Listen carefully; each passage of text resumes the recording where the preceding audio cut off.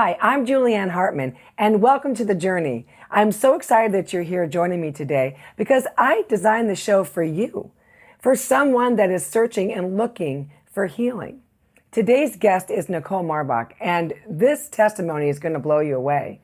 And the one reason why I really love having this interview with this lady is because her testimony is a lot like mine as far as her childhood goes. There was a lot of abuse in her childhood as well as mine. And unfortunately, when something like that happens, sometimes we get sick and our hearts get sick. And that's what happened to me in 2008. I actually was diagnosed with fibromyalgia and many other conditions. And as much as I questioned and I doubted and I was really tempted to give up, I saw the working power of God in my life that walked me through this journey. So I'm so excited to bring to you today my friend Nichole Marbach. Welcome, Nichole. Welcome, Nichole. I'm so glad that you're here today on The Journey. It's just amazing to hear your testimony, and people are going to be so blessed by this because what I love doing with The Journey is we get to get into the details of the story that you may not necessarily get into in your teachings and your conferences because there's always such limited time. So I really want to get into some detail, but before we start, give us a little bit of a background on what your life was like growing up as a kid, because you were healed of bipolar disorder, PTSD, self-harms, all those horrible things. Yeah. And so I just want people to really, let's start from the beginning of, how you were raised. Thank you so much, Julieann, for having me on here. It's an honor to share my story and what Jesus has done in my life. So, like many people, my life started out with, unfortunately, a lot of trauma. My parents got married and they really didn't love each other, but the only reason they got married is because my mom was pregnant with me. And so that had a lot of strife and arguing in the home. And my dad actually turned to drugs and alcohol and was heavily involved in drugs and alcohol and high all the time and drunk. And so they used to have parties in the home, and I used to fall asleep under my mom's chair. I don't know how late. I mean, I was probably under her chair at like 1 a.m., but this was a regular occurrence. And so my parents, it came to the point where they decided to divorce each other. And my mom actually gave custody of me and they had my younger sister 2.5 years later to my dad. And basically she said, I want the car, you can have the kids in the house. So basically she slipped a note during the hearing with the judge and said to my dad, you can have the kids in the house, I want the car, because the guy she was having an affair with didn't like kids. And so my dad, he had custody of 2 little girls years ago. I mean, that didn't happen. But eventually they decided on joint custody. And I just remember, there were times my mom didn't show up for the visits. And then my dad brought a woman into the picture that was 19 years younger than him that didn't want kids. And my mom ended up getting remarried to somebody. So basically I went back and forth to both homes. And my stepmother could not stand me. My father sexually abused me and my sister. And also he was very, very verbally abusive and just we were scared to death of him, basically. And then my stepfather was also physically abusive and very, very verbally abusive, especially to me. And so it did not matter which home I was in. I did not feel safe. So that was my norm growing up, was fear, chaos, turmoil. When people are sexually abused as children, it really takes a toll on them. I mean, people, especially if it is a parent that is supposed to care for you. And so when that happened, there were a lot of things that I believed about myself. I started receiving lies that there was something wrong with me. I was defective. I was unlovable. It was my fault. just all kinds of lies that come in. So along with that chaos and turmoil and fear and anxiety, I mean, honestly, as a child, I just felt like I wanted to die all the time. You know, Nichole, let me ask you about that. When you said that those thoughts come in, where did they come from? Because you were very young, right? When all this started happening. Was it other people telling you that? Was just assumptions on your part? Like, you know, we know that that kind of stuff is from the devil, and he'll work through people that will allow him to. So was that coming from other people? Right.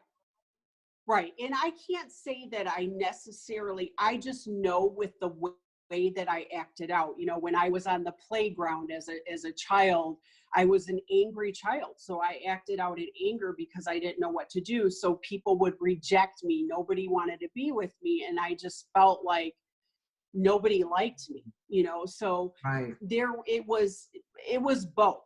You know, my dad said some things, and also, but it was a lot of just discerning what was going on in the situation and picking that up, that, oh, I must not be valuable, you know, and just so many things that came in with the abuse. And then nobody tells you as a child, or at least in my household, how do you deal with thoughts? How do you deal with negative emotions? So I stuffed it all in and started self-injuring actually as a child. So God, this is so interesting how everybody is so different, you know? Yeah. For instance, I was also that way. I didn't self-harm. You know what I mean? Like you know, that's why our DNA is so different from each other. Yeah. But so your dad, of course, you know, this is so horrible because you had no one to go to. You know, your mom and your dad were both feeding you all of this negativity and just these lies and all this destruction. I mean, I did have my mom.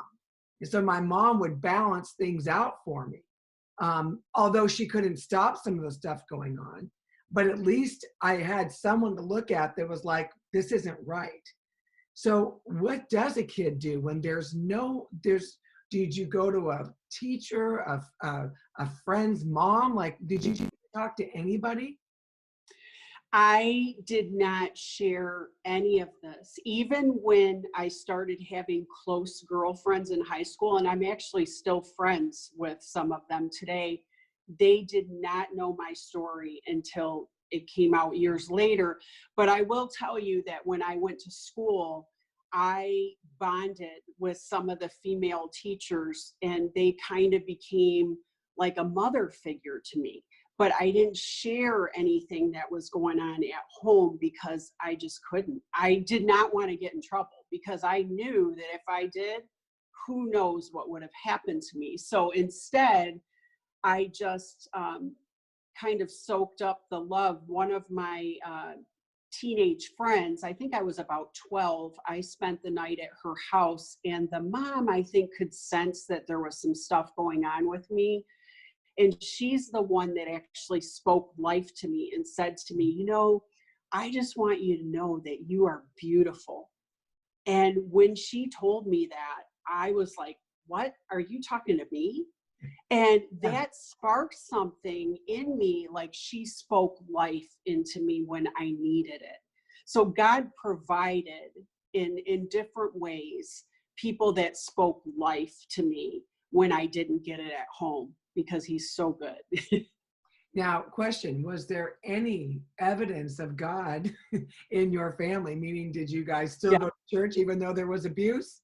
Okay, well, here's the deal. Shoved under the rug. So it's amazing how God works all things together for the good, Romans 8:28. And I like to add humor, but my verbally and physically abusive stepfather actually led us to Christ. And I remember that moment. I was like 10 years old and I was crying because I was so touched, because Holy Spirit came to live on the inside of me, but I had no clue what that meant. But he was very legalistic. And so in church, he was a different guy than he was at home. And so that legalism was just so also very difficult to live with. Well, and it would, my gosh, because, what was being spoken in the home was just complete opposite of what was going on at the church. And that's where so Yeah. many kids and so many pastors' kids just completely rebel and run as far away as they can from their parents. Yeah. Because of that very thing. So now tell me, now the sexual abuse, was this like an everyday thing? Was it once a month? I mean, where was the stepmother? Where was anybody? Was your sister involved with you at the same time? Like, what was going on with that? Well, when my stepmother came into the picture, a lot of it ended except for the touching inappropriately. So we were very young at the time when that happened. And so when she came into the picture, it was almost like, in a way, I think it protected us from a lot. But it was not all the time. We were also at my mom's house, so it didn't happen all the time. But when we were with him, he was high all the time, and it's just, there's so much I could say. It wasn't just me. Also, my mom had a child before me, my sister Cheryl, and she was also abused by my father, and she was older at the time. So was that her father? No. Her father was actually very, very, very abusive. And so she didn't live with him, and she ended up, running away all the time. And she just went through a really rough time as well with some things in her life. I'll tell you, praise God, because of where you are today and where you could be. You could be repeating that same history over and over. And that is only by the grace of God that you are who you are today, and that you help so many people. I mean, I'm just blown away by that. So tell me, how do you deal with this now? Now you're going into high school, you're getting older. Yeah. And when you are getting older, you're like, wait a minute, that's not right. Did you ever have that confrontation with your dad or even your mom and your stepdad? I didn't until I was 17. I was a senior in high school, and I was tired of going back and forth to households. And so I told my dad, I want to stay with my mom. And he was angry. He was very, very upset. And I'm like, because I think he carried a lot of condemnation because he knew, things that had happened, and he never dealt with it. And so I did confront him years later about the abuse, and, it didn't go very well, but I told him I was, with the advice of a counselor, but I had completely forgiven him, but anyway, there's just, unfortunately, he's almost 80 years old and he's still an atheist, but I am believing that he is going to come into the kingdom someday. But my mom, I did confront her about, why did she leave me and my sister with him when she knew that he was doing drugs and all of this? And she got upset about that and didn't really take responsibility for it. So that was when I was older and had my own kids. But it was, so how to cope with it as a teen, as I started socializing, and I became an alcoholic. So I became a binge drinking alcoholic, and that's, it helped me to all of the negative things that I thought about myself when I drank alcohol and was around people, I was the life of the party and everything. But obviously, on the inside, I was kind of dying inside. Yeah. So you had mentioned to me in the pre-interview about the self-injury had started when you were much younger. So can you talk about that? Yeah. I was full of anger, and like I said, I had no one to talk to. I did not know what to do with it. So basically I just hated myself. And also I was getting in trouble all the time. So I would get grounded and have to stay in my room. And I just started, banging my head against walls, pulling my hair, taking safety pins. And and pricking myself, cutting out like moles and freckles and stuff like that. I mean, just weird stuff. And then it progressed to finding a razor at some point where I used it and started cutting my legs. When a child hurts themselves, they normally stop, but I didn't stop. It's almost like I enjoyed the pain, because the physical pain, because it was easier for me to feel that than the emotional pain. It really was at the time, even at a young age. And it's hard for me to even talk about that because I have such compassion on the child that I was at the time, you know. So, but Nichole, explain that to me, because that I know that there's a lot of people out there that do self-harm. Maybe there's a parent out there that could be listening right now. So did you got satisfaction out of that? You felt you were validated? It took your mind off? Like, what did it do for you? Well, one of the things that it did, and I really believe this is the enemy that comes to steal, kill, and destroy, because of what Jesus did on the cross.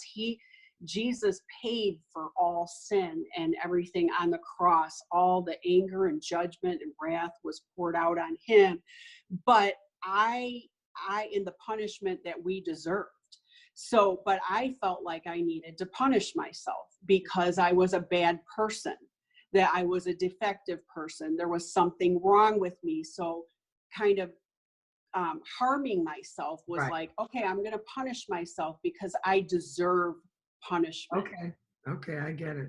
And I think that's why a lot of kids end up doing it. Right. So now you are self-harming. Did you do it all the way along, or did you do it, like sporadically? It was sporadically, but then I switched to alcohol completely until my life fell apart later on. Then I went back to the self-injury. But once I found alcohol, I was like, okay, well, I'd rather do this.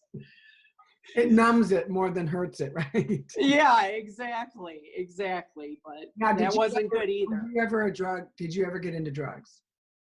No, and the reason that I didn't is because my dad was a drug addict, and I wanted nothing to do with drugs. But if I would have gotten into drugs, I mean, who knows what had happened. Now, later on, there were some prescription drug stuff. Right. But as far as some of the drugs that were common then, I'm like, I want nothing to do with it. Wow. All right. So now you are a teenager. You're getting ready to graduate high school, and you're going to go to college. So where are you at now that you're going to be getting out of your house? Where are you at with all this going on?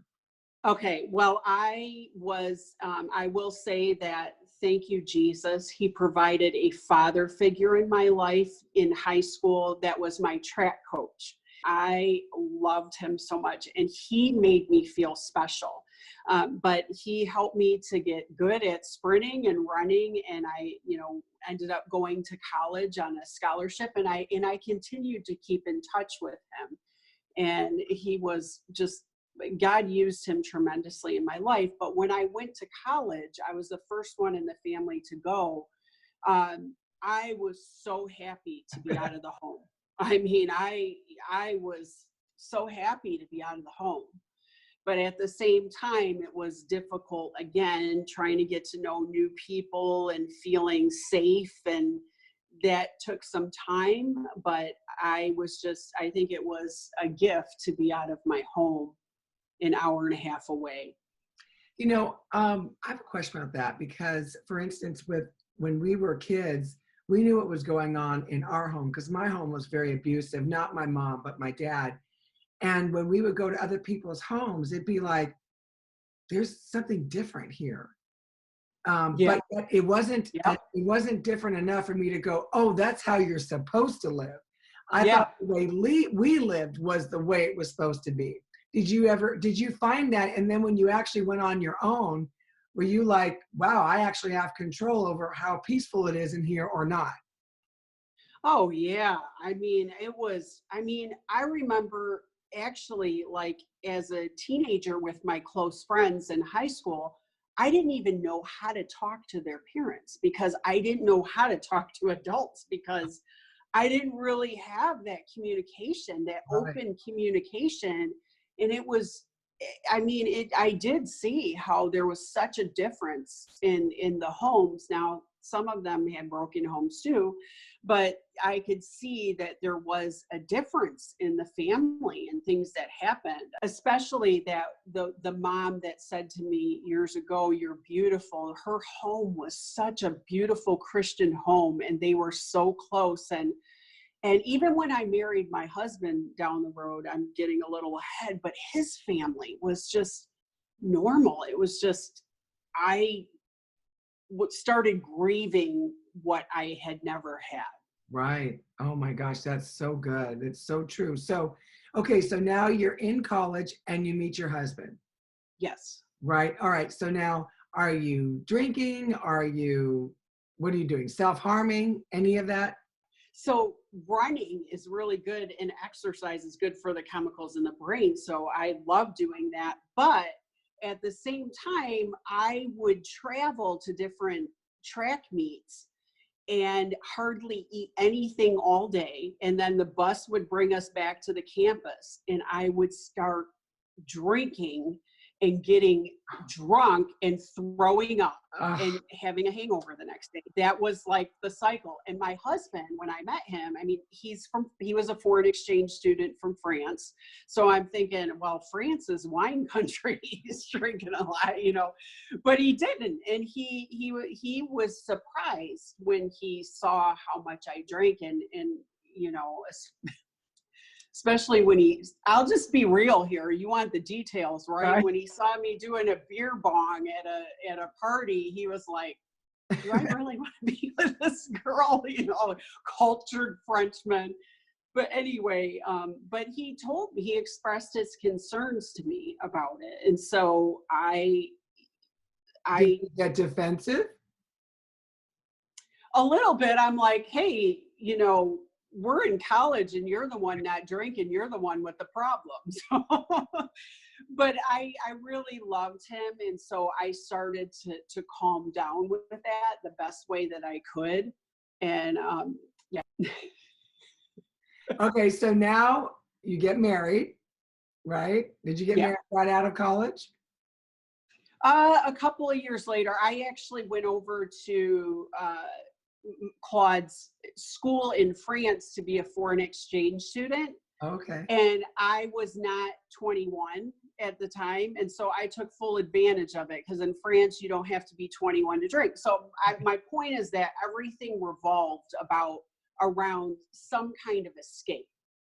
So, but I studied in France, and that was a really good experience. It was hard too, as well, but I got to see my husband's country, and Claude and I became very close, and he loved on me and just really treated me like I had never been treated in my life. But I did continue to drink. I made sure that I got drunk when he wasn't there.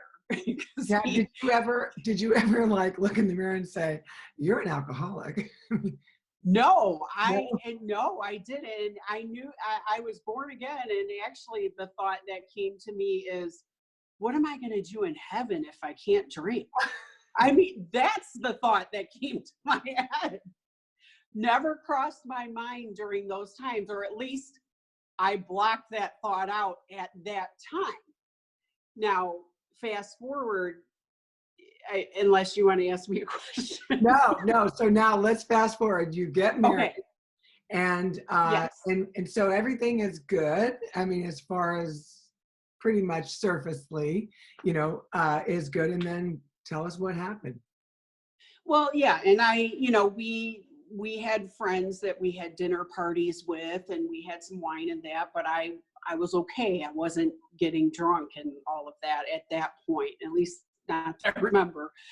But we ended up getting married and having 3 beautiful kids.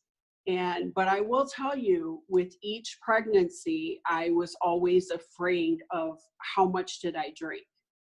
And actually, we're going to get into details, and I don't share this much. I might as well share this because there was a point in between my second and third child that I wondered if I was pregnant. So I took a test and it said negative.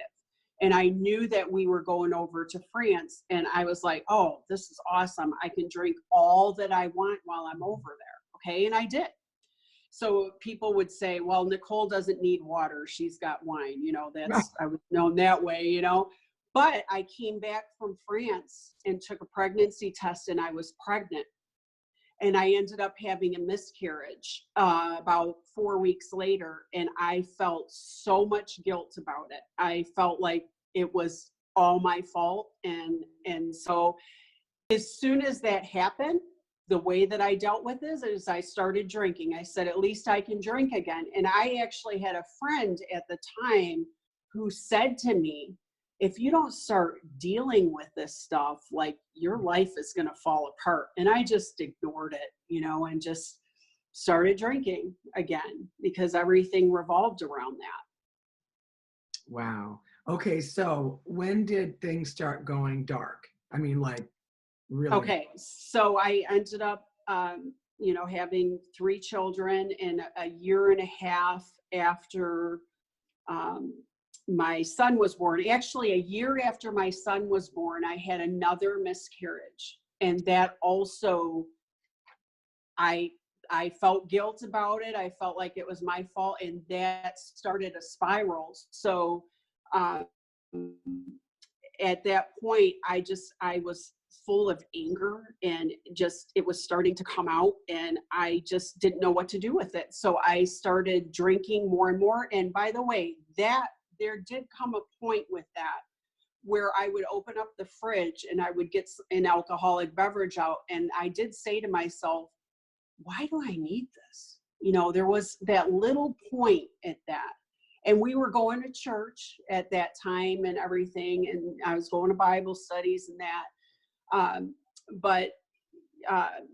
So I started drinking again. And then when my daughter was the age that I was, when I was sexually abused, that's when I started having flashbacks of sexual abuse. So that's when daughter?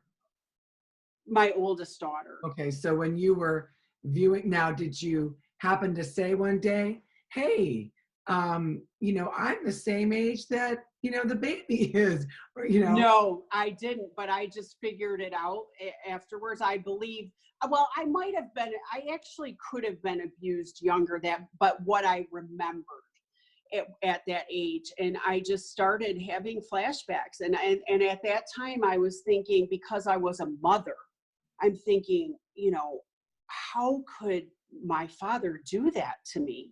As I'm looking at my daughter, it's just innocently, and it crushed me. And I started drinking again, and just started to cover that up. And I got to a point where I invited my pastor to come over, and that's where I finally started opening up, because I felt like I was dying inside and I didn't know what to do with my life. And so I shared with him what I was doing with drinking, the sexual abuse. I didn't know what to do with it. And because I knew that his wife was a recovering alcoholic, and that was very public in front of the church. And I knew that I could trust him with that. And so she came over. She came over not long after that. And basically I talked to her, and she said, I believe you're an alcoholic. And we just dumped everything out. And from that moment on, when I couldn't drink, it was hell on earth. Wow. Okay. So explain the downward spiral. Okay. So basically I was fear, anxiety, didn't know what to do with those emotions because I couldn't escape them, thinking, how am I going to never drink for the rest of my life? How am I'm an alcoholic, just all these labels. But then, so those voices in my head were telling me that I was a bad person. I was a bad mom, all these things. My kids would be better off without me. All these negative, all those core heart beliefs that came in as a child, and I couldn't take the voices anymore. So I took a butcher knife and started cutting my legs. And my husband saw, or he found out, I don't even remember what happened with that. And so my pastor and my husband decided, and my counselor, that I needed to go to the psych ward. And that was the first time that I had gone to the psych ward. And at that time, they diagnosed me with depression. And I just remember being in the psych ward and just, all these thoughts come in of, I'm an outcast, the stereotype of what people view. People think you're crazy. They don't want to listen to you. So those, those voices only confirmed what I was feeling about myself. And so I started, I took a butcher knife one day because I could not handle those negative voices, and just started cutting my legs, and ended up in the psych ward. So I remember one of your teachings, you talked about you get in the psych ward and they strip you of all your clothes. Yep. Oh my God. When you said that, I couldn't even imagine what something like that must be. Can you kind of talk about that? Yeah, it's very, and the one especially, later on, where I went to the psych ward, and then I went to a self-injury program. So when you get to the program, they strip you naked because they want to look at your body to mark every scar on a piece of paper, on a diagram, to make sure that you're not harming yourself in some way at the program. And so, but I want to share this too. I mean, it's humiliating. And then I think it was the third psych ward program I was in, and I was in there for 2 weeks. They wanted to transfer me to the self-injury program, which was an inpatient program for a month. It was right across the street from the ER, because it was the psych hospital and the hospital. They would not allow me to walk over there. They had to call an ambulance and put me in the ambulance, hook me up, put the belt on and everything, and take me in an ambulance over to the program. And that was very humiliating as well. It was like, now, meanwhile, all this is going on. Have they got you on medication? They had me on antidepressants, and yes, I had gone to, in between psych wards and that, I went to a couple of psychiatrists, and I was diagnosed with bipolar disorder, PTSD, anxiety disorder. I had panic attacks, borderline personality disorder.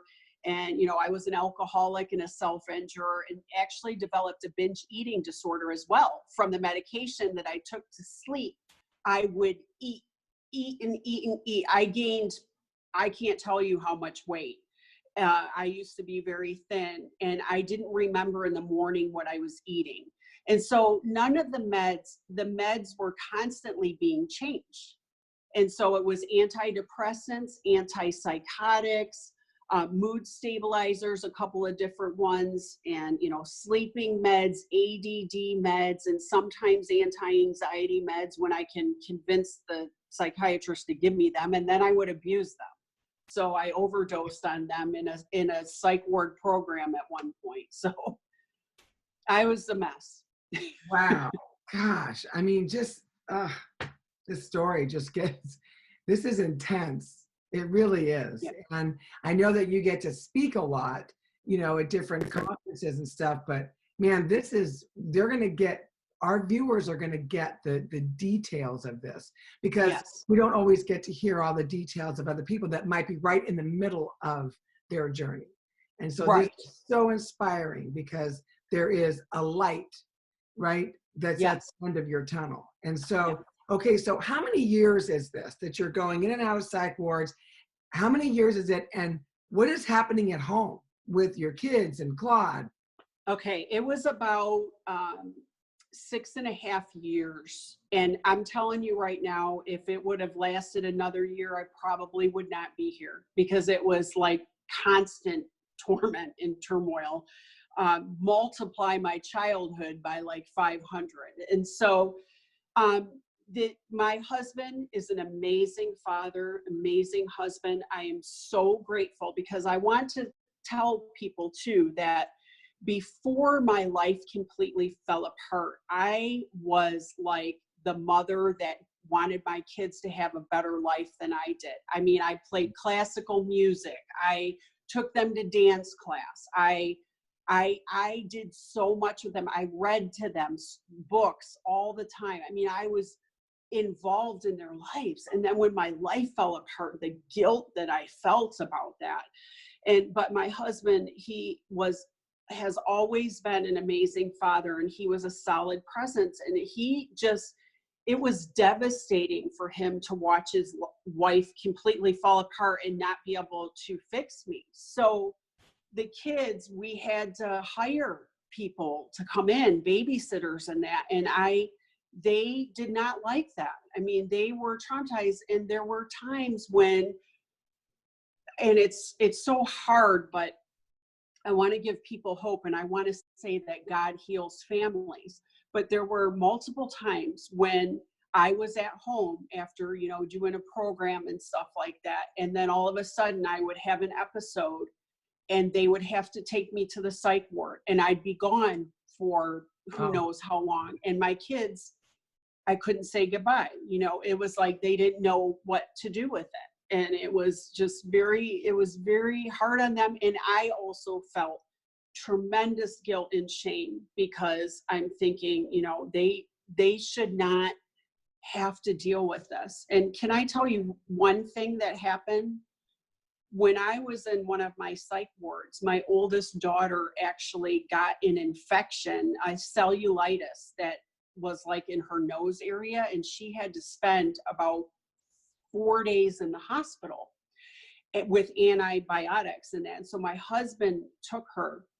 She was in the hospital across the street. They allowed us to go to a hotel for 2 weeks, but I had to do the program. So I walked over to the hospital where my daughter was. And I just remember the nurses, I said, well, I'm her mom. I'm Tiffany's mom. The way that they looked at me like, oh my goodness, she hasn't been here. She's not a good mom. It was just the guilt I felt over all of this was overwhelming. I can imagine. Oh my God. It didn't help my suicidal thinking. Let's just put it that way. Let me ask you a question. What's going on with you at this time spiritually? Right.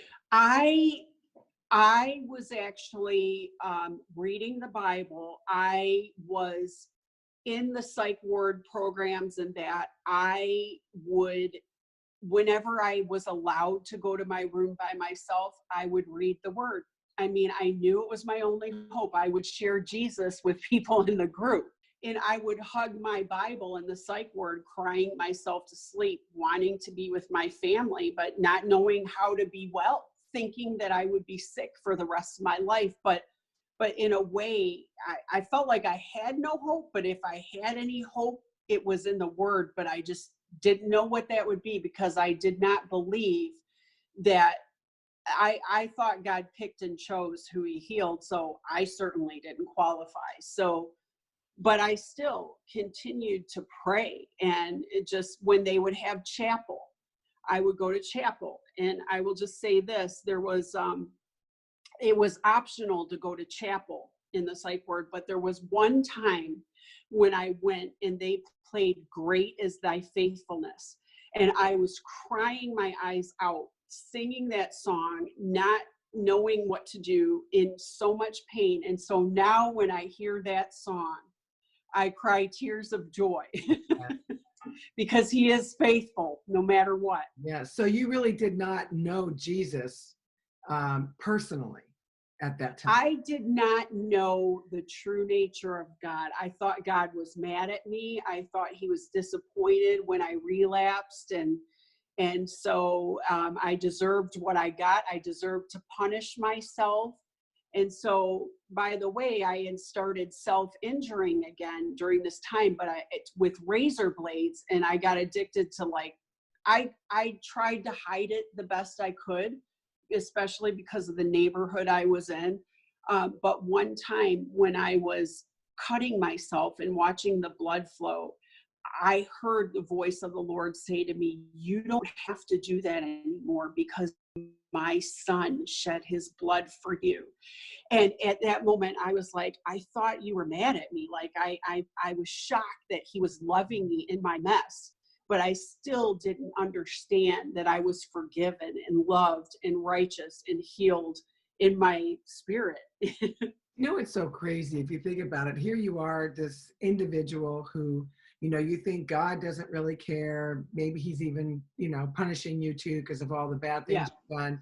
You don't have a mother that's supporting you. You don't have a father that's supporting everybody. It's just a mess. I mean, gosh, like that's what I don't understand. It's like, where do you go with that? You go to what you were just saying. You go to the self-harm. You go to the drugs. You go to the alcohol. You go to something. And I tell you, you know, Jesus gets such a bad rap, you know, when it comes to, because people go to the religious side of what, of the religious doctrine that people teach about Jesus. Yeah. And all along, he sat there just waiting for you to, you know, say, to know, to get the truth in you, to know that you could trust him. Exactly. And that's the thing. He wanted to show me, you don't need to run and hide from me. I am your answer. I will get you out of this. You don't have to wait until you get it all together, because in Christ, we are perfect and blameless and everything righteous. But I did not know that at the time. And so that's why this is a message that I will continue to preach, especially to recovery groups and people that are struggling, to let them know that in Christ, you know, God is not mad at you. He loves you. He will help you. He's the way. Healing belongs to you, because I didn't know that for so many years. So now give us a description of how did you walk out of this? After, you know, psych ward experiences, you know, lots of counseling, recovery groups, relapses, everything else, medication changes, diagnoses and everything, there came a point when I was invited to go to a Christian recovery group. And at first I told the woman, I met the woman at something called a dual diagnosis meeting. That means you have a mental illness and you have an addiction. So I loved labeling myself that I was a Christian bipolar alcoholic, you know, and I was proud of it. And I was like, going to share that with everyone, you know.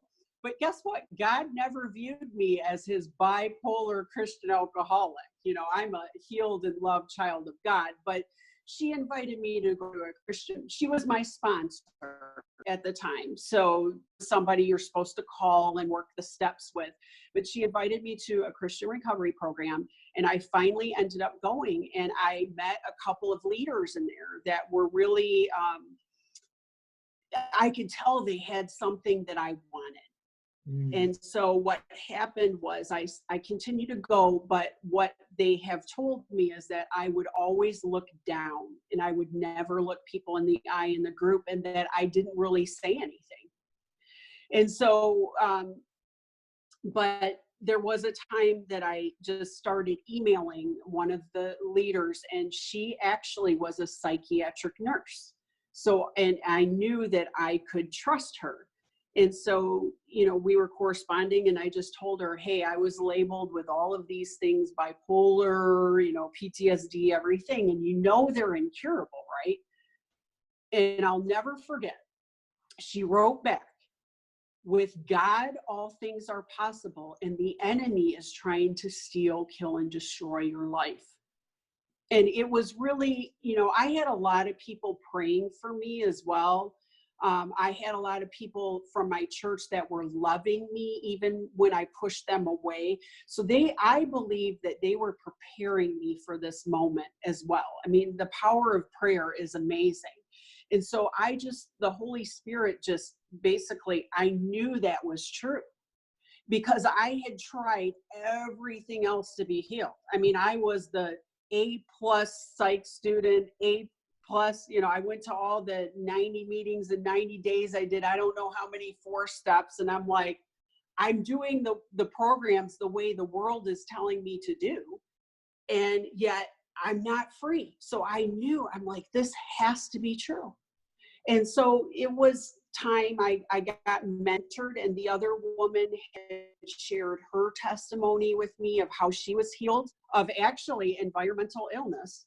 And that when she shared that, I realized that I could be healed too. And so, you know, they started mentoring me in those truths. But guess what? That revelation moment that I had, it's been like 14 and a half years. I never, ever, ever have spoken those labels over my life since that moment. I've never called myself bipolar, PTSD, all these other things. That was it. My new label and identity became child of God. That is awesome. And, you know, think about it. That does help you stay in the place of doom and gloom when people are constantly labeling Yeah. you. You couldn't get out and say, no, I'm not. I'm Nichole, child of God. You know, it's just you, and what people are saying, we believe. You know, it's like that. It's just easier to believe the lie than it is to believe the truth, because the world is so strong and you're hearing it. Unless the only way that you're not hearing it is when you're in the Word and you're hearing something else.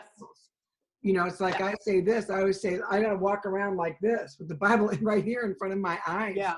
When I know that I've taken on some kind of a lie that I know is not. I know it's not true, but I gotta get that thing out. You know, it's like that splinter that gets into your finger. You're like, no. So I'm gonna speak that word. So where are you now? Where are you? So I want to say this too. It wasn't until, so I started renewing my mind and reading all kinds of scriptures on healing and authority, and just started using my authority in my life when symptoms and things would come back. But I knew I was healed. I mean, I knew it didn't matter what happened. So I went to my psychiatrist 6 months. By the way, I knew about, how long was it after? Maybe 2 to 3 months after I got that revelation, I knew that I wanted to go off all of my meds, and that was my story. But I knew I was healed. I wasn't going off of my meds to see if I was healed. In fact, I was still taking them, but I didn't care because I knew I was healed. And I went off of them, and it was 6 months later that I went to my wonderful Christian psychiatrist, and I told him, hey, you know, I'm healed. And he looked at me all funny, and he's like, you know, it can come back. And I said, no, it's not coming back. And so he asked me, do you have this symptom, this symptom, this symptom? No. So I went back a year later. So that was a year and a half later. And because I wanted him to document my healing. And so I went a year and a half later, and he asked me, okay, he was shocked. And he said, do you have this? Do you have, and I'm like, no, I'm healed. Thank you, Jesus. You know, 2 years later, I went back to him, and it turns out the day that I went to go see him was like his second to last day at the practice. And if I would not have gone in, I would not have his documented healing. But I said, hey, I'm healed. So he actually wrote, and he told me he believed God placed me in his life for a reason. And I know he was wonderful to me, but he documented my healing. And he said, and I have it memorized, he said, although, and he still believed, he told me, I never saw a Christian with bipolar disorder healed, and he did not think that I would be healed.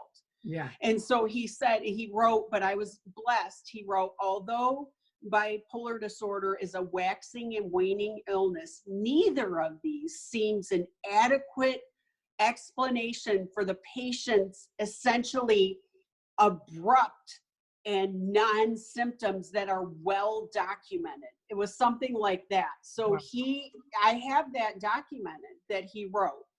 And so basically after all of this, guess what? God started opening up the door almost right away for me to share my story.